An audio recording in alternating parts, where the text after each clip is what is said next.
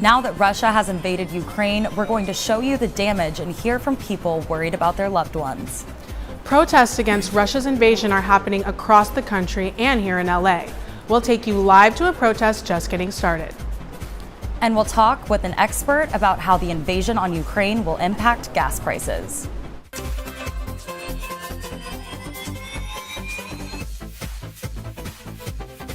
Please, don't keep silence. Please spread the word. We are one of the most stubborn nations in this world who never give up, and we will never give up this time again.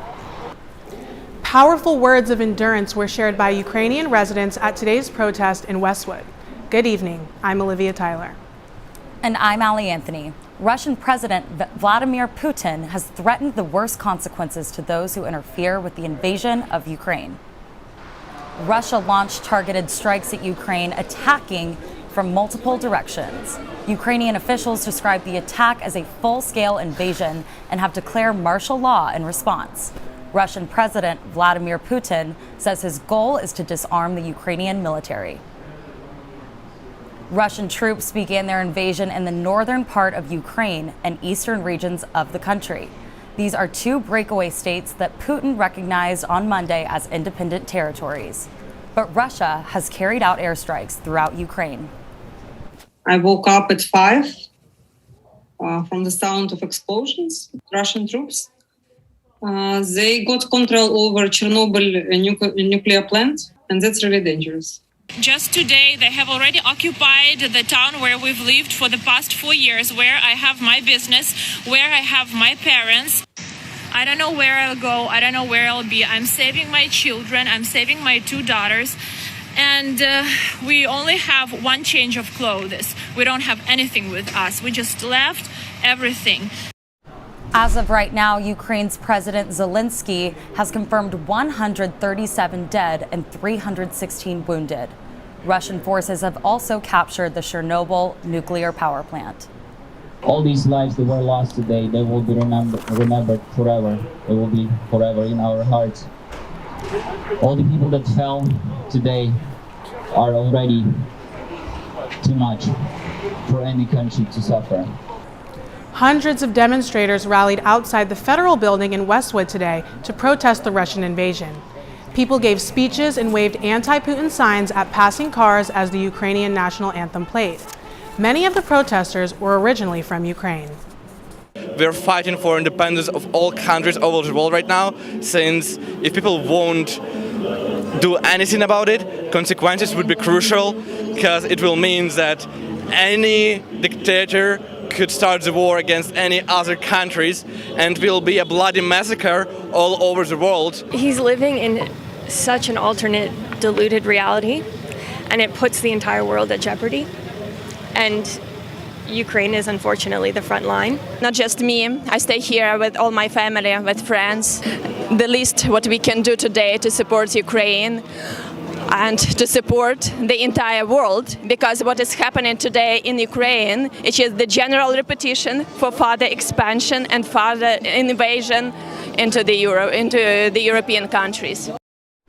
Anti-war protests took place in several cities around the world, including New York, London, and even Moscow, a place where protesting the government can be dangerous. Those protesting in Russia today have been met with a heavy police presence. Another protest is just getting started in Studio City. Annenberg's Vincent Demonte is live with more on how people there are reacting to the hostilities overseas. We're live in Studio City, where people are rallying against the current Russian invasion of Ukraine. As you can see behind me, in just the span of over 10 minutes, there's been plenty of protesters that have just entered in front of this nearby chase.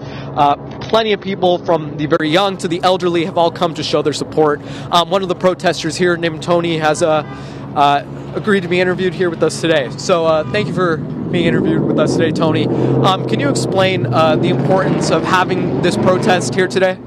Oh, well, I think that it just lets the rest of the world know that we are concerned about what is taking place in the Ukraine. We feel that the ambitions of one man, specifically Putin, politically is just not right. We are wanting him to stop his invasion, and we want him to seek other alternatives to getting whatever it is he's trying to accomplish, other than taking what possibly is the world into a war. What do you hope comes out of this protest, and what do you hope that the global stage can see from kind of smaller protests like this in the future?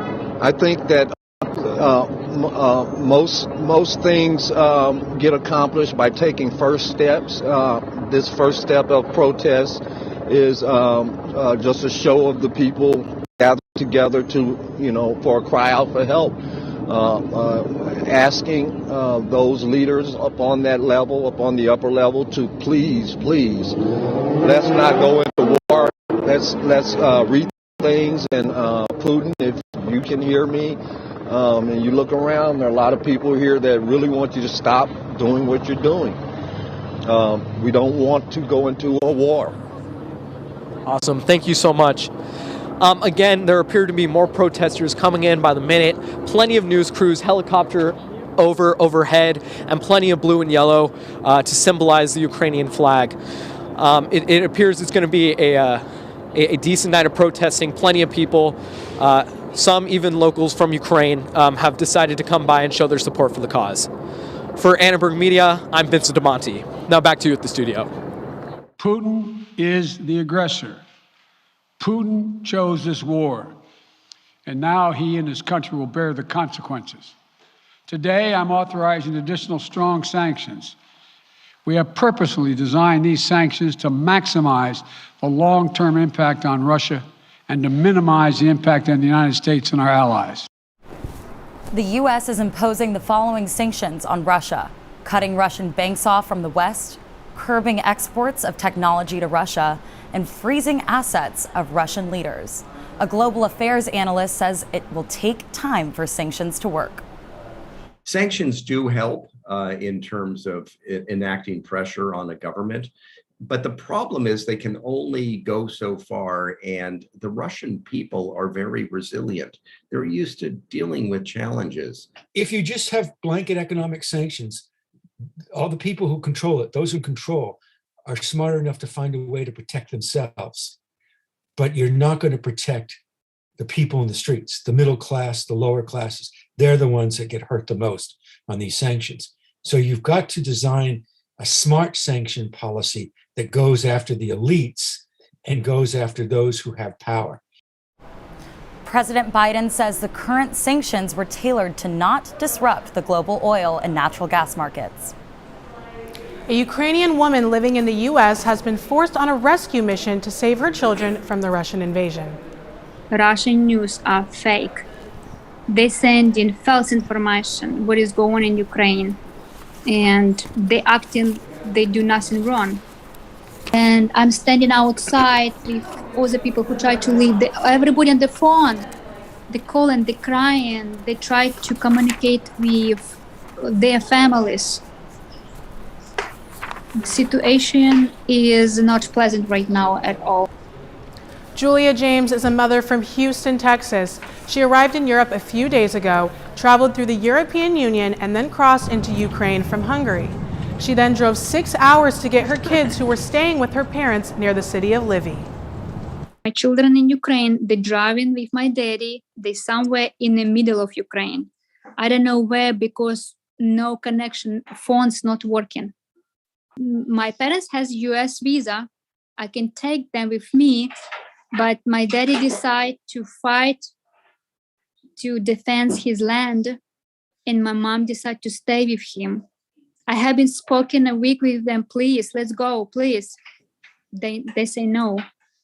They are trying to tell to people, no panic, please hide. But it is panic, it's war. It's a bloody war here in central of Europe. James was able to reunite with her kids and is on her way back to Houston. Another woman who lives in Boston is concerned for her family in Ukraine. I've been waking up. First thing first, I check the news if everything is okay with Ukraine. And then I call my parents, my mom, how they are doing.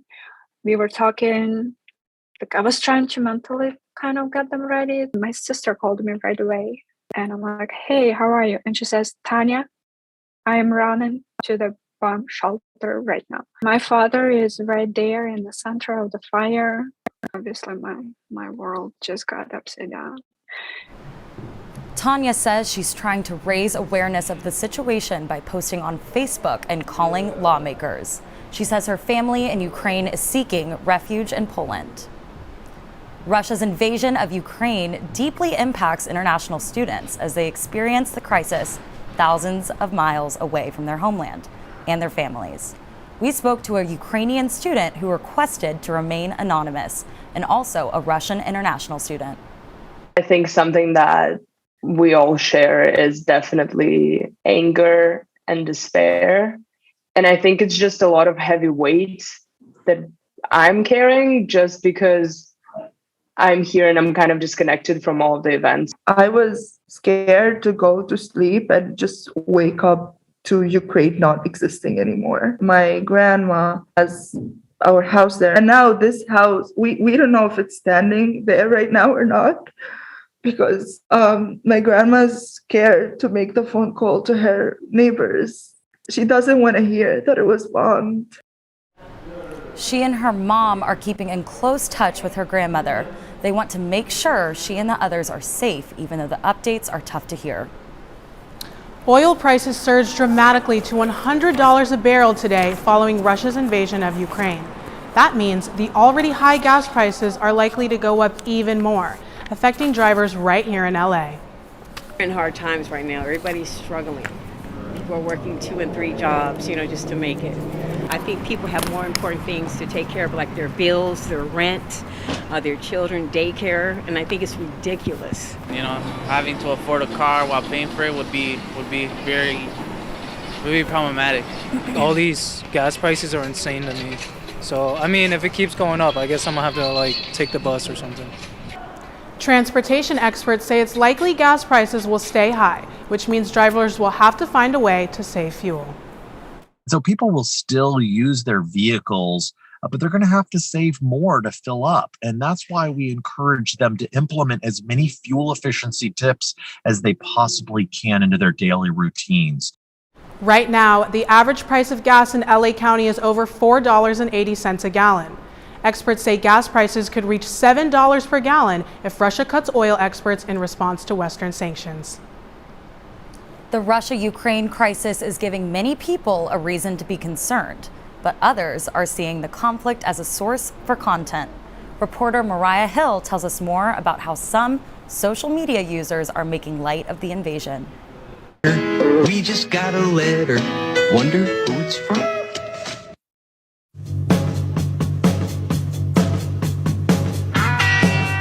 Some people are using TikTok and Twitter to deal with their feelings of anxiety about the war overseas and the fears of a possible draft.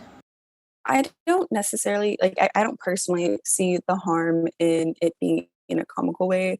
I do think it helps it become more digestible for other people. The term World War III is being used to mock the politics of the conflict and the unlikelihood of being drafted. There is no compulsory draft. There hasn't been a compulsory draft since the Nixon administration during the Vietnam War. It is an all-volunteer army. Although some may find a humorous side to this situation, others say it should be taken more seriously. It's just beyond disrespectful towards everyone who struggles right now. You're just making fun, basically, of us. We are there in horror, crying every hour. Sorry.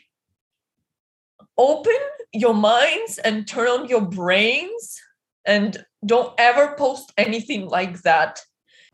How the Russian invasion will play out is anyone's guess, but one thing for sure, people have different opinions, and there will be plenty memes about it.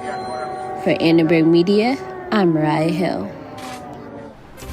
Well, thanks for watching See It Live. From everyone at Annenberg Media, I'm Allie Anthony. And I'm Olivia Tyler. Be sure to subscribe to our YouTube channel at youtube.com/Annenberg Media.